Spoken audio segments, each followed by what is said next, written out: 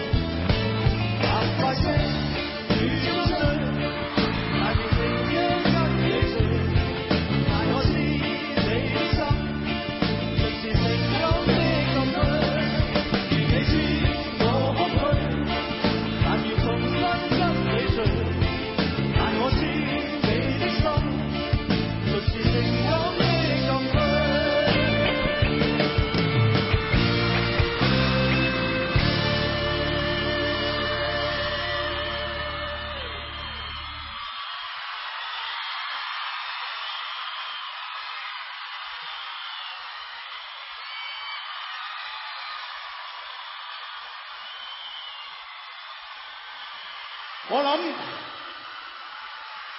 有邊一個 artist 可以咁樣行到落嚟仲咁安全嘅？